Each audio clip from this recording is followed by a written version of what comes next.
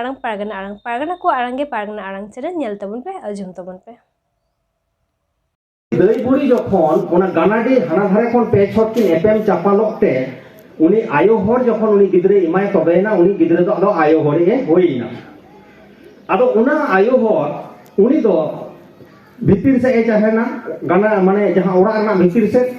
are उनी दई बुड़ी दो बारहे से ए ताहेना आदो ओना पे छट को एफएम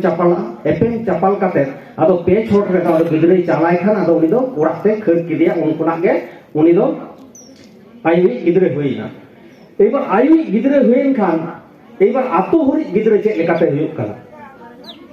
आयुई मा गिद्रे होइना एबार आतो हर दो को चिकया ओने जे छूट फेड़ा होइना हयरवर छटियर एबार चाचो छटियर रे आबो बन नेल कदा आबो झतो के बन लेया माने बाडाय बन बाडाया मेनखान ओना बांग बाडाय लेका आरहम बन लेया जे बांगमा मोरे महा हुयुगा माने जखन चाचो छटियर हुयुगा तखन को लेया मोरे महा नुंका बन ले गया तो मोरे महा ओकार पे चला कना मोरे महा रे चला कना मोरे महा रे अर्थ दो चेक कना मिद महा बार महा पे महा पुन महा मोरे महा रे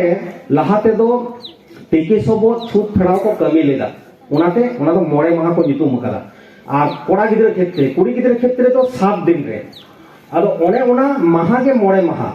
आदो आबो आदो हयरुवर छटियर मेना चाचो छटियर हयरुवर छटियर दो चेक उनी गिद्रे माने बोंगावा नितुम हो आय हुयुगा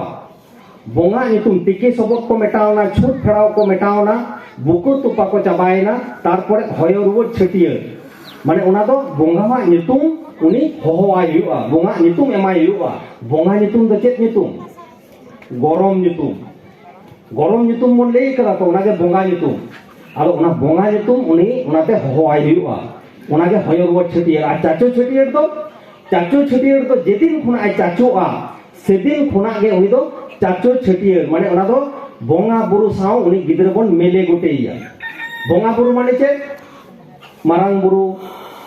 आबोरेन जहाय जाहेरायो मोरे को तुरुई को जहाय बोंगा को मेना कोआ उनको बोंगा साव उनी दो बन मेले गोटेया आदो ओना मेले गोटे अक्तो चाचो लेन खान उनी दो आदो चाचो छटियर बन मेना आदो चिदा बन मेना ओना को मेता बना एने खान नापायो तबोना कथा दो हुयुग कना आबो चाचो छटियर काते आबो जुदी उनी गिद्रे बाबन बोंगा तलाइया माने बोंगा बुरु सा बाबन मेले गोटेया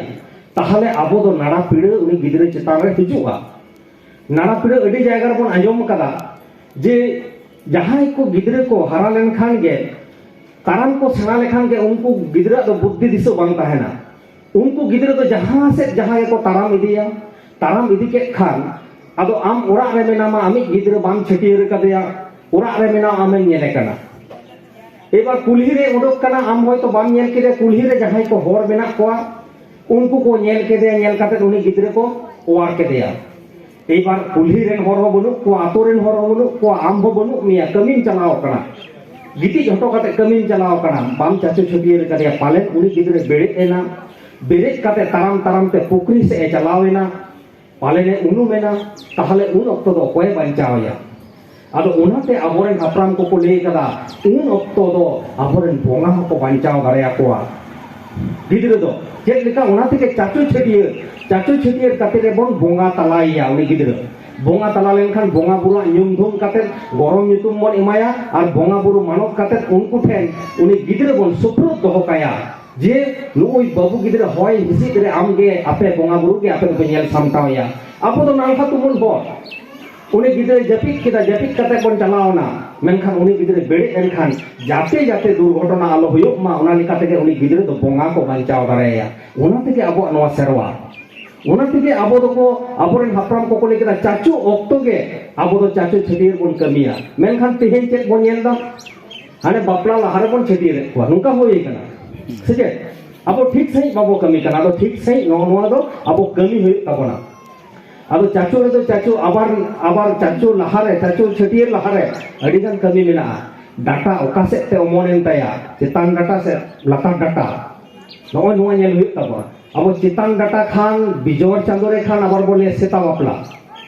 आबार चितान डाटा जदि ओमोनोआ जोर चांदोरे ताहले मगरा सिनेमा हुयुगा आबार सेता बापला हुयुगा ᱱᱚᱣᱟ ᱵᱚᱱ ᱠᱚᱨᱟᱣ ᱠᱟᱫᱟ ᱛᱚ ᱥᱮ ᱪᱮᱫ ᱢᱟᱹᱡᱷᱤ ᱵᱟᱵᱟ ᱠᱚ ᱱᱚᱜᱼᱚ ᱱᱚᱝᱠᱟᱱᱟᱜ ᱢᱮᱱᱟᱜᱼᱟ ᱟᱫᱚ ᱚᱱᱟ ᱵᱟᱯᱞᱟ ᱠᱚ ᱪᱮᱫ ᱞᱮᱠᱟ ᱦᱩᱭᱩᱜᱼᱟ ᱚᱱᱟ ᱠᱚᱦᱚᱸ ᱱᱮᱢᱟᱪᱟᱨ ᱟᱵᱚᱣᱟᱜ ᱢᱮᱱᱟᱜᱼᱟ ᱟᱫᱚ ᱱᱚᱣᱟ ᱥᱚᱨᱴ ᱴᱟᱭᱤᱢ ᱨᱮᱫᱚ ᱚᱱᱟ ᱵᱟᱵᱚᱱ ᱜᱟᱞᱚᱪ ᱫᱟᱲᱮᱭᱟᱜᱼᱟ ᱠᱟᱨᱚᱱ ᱱᱚᱣᱟ ᱱᱮᱢᱟᱪᱟর ᱠᱚᱦᱚᱸ ᱟᱹᱰᱤᱜᱟᱱ ᱵᱷᱟᱝᱛᱩ ᱢᱮᱱᱟᱜ ᱛᱟᱵᱚᱱᱟ ᱟᱫᱚ ᱱᱚᱜᱼᱚ ᱱᱚᱝᱠᱟᱱᱟᱜ ᱟᱵᱚᱣᱟᱜ ᱠᱤᱱᱛᱩ ᱥᱮᱨᱣᱟ ᱟᱵᱚᱣᱟᱜ ᱢᱮᱱᱟᱜᱼᱟ এইবার ᱟᱵᱚ ᱵᱚᱱ ᱦᱮᱡ ᱞᱮᱱ ᱜᱮ ᱵᱟᱯᱞᱟ ᱥᱮ এইবার ᱱᱚᱣᱟ ᱪᱷᱟᱹᱴᱭᱟᱹᱨ ᱠᱚ ᱦᱩᱭᱱᱟ ᱱᱚᱣᱟ ᱥᱚᱨᱴ ᱛᱤᱧ ᱞᱟᱹᱭ ᱛᱟᱵᱚᱱᱟ ᱛᱟᱭᱚᱢ ᱫᱟᱨᱟᱢ ᱟᱵᱚ ᱡᱩᱫᱤ ᱥᱮᱛᱟ ᱰᱟᱴᱟ ᱪᱮᱫ ᱞᱮᱠᱟ ᱟᱵᱚ ᱥᱮᱛᱟ ᱵᱟᱯᱞᱟ ᱪᱮᱫ ᱞᱮᱠᱟ ᱦᱩᱭᱩᱜᱼᱟ ᱥᱮ ᱢᱚᱜᱽᱨᱟ ᱥᱤᱱᱟᱹᱢ ᱪᱮᱫ ᱞᱮᱠᱟ ᱦᱩᱭᱩᱜᱼᱟ ᱪᱮᱫ ᱞᱮᱠᱟ ᱵᱚᱸᱜᱟ ᱵᱩᱨᱩ ᱦᱩᱭᱩᱜᱼᱟ ᱚᱱᱟ ᱫᱚ ᱛᱟᱭᱚᱢ ᱫᱟᱨᱟᱢ ᱟᱵᱚ ᱟᱵᱟᱨ ᱥᱮᱨᱣᱟ ᱞᱮᱠᱟ ᱛᱮᱵᱚᱱ ᱫᱚᱦᱚᱭᱟ ᱩᱱ ᱥᱚᱢᱚᱭ ᱟᱵᱟᱨ ᱵᱚᱱ ᱜᱟᱞᱚᱪᱟ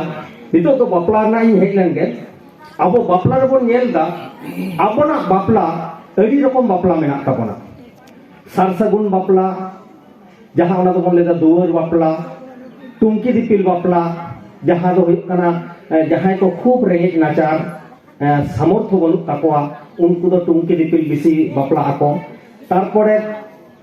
সাঙ্গা বাপলা মেনাআ ঘরদি জামাই বাপলা মেনাআ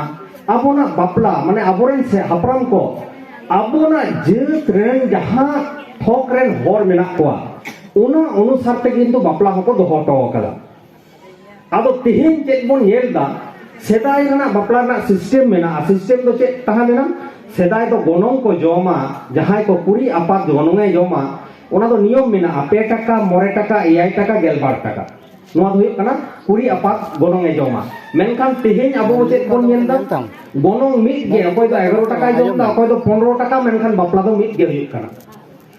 মেনখান সেদাই তো উনকা তো বাথা সেদাই তো 2 টাকা গনং এ জম কা খান আবো বন বুঝেওয়া যে নুকু তো রেঙ্গেজ গেতা বনা তাহলে ওনা লেকাতে উনকা বো কামিয়া 9 টাকা খান রেঙ্গেজ খনা সামান্য বাড়তি তাহলে 9 টাকা রেদো নুনকা বন কামিয়া 12 টাকা দো ওনা দো হইও কানা কিসে রড়া বাপলা আনে ধানে বাপলা সেদাই দো উন সময় দো উনকা আনে ধানে বন কামিয়া আদো নিতো দো চিকা কানা যা উডং রে উনো রেঙ্গেজ দো বনু বনা তৌ রে হো মেনখান বাপলা রেনা সিস্টেম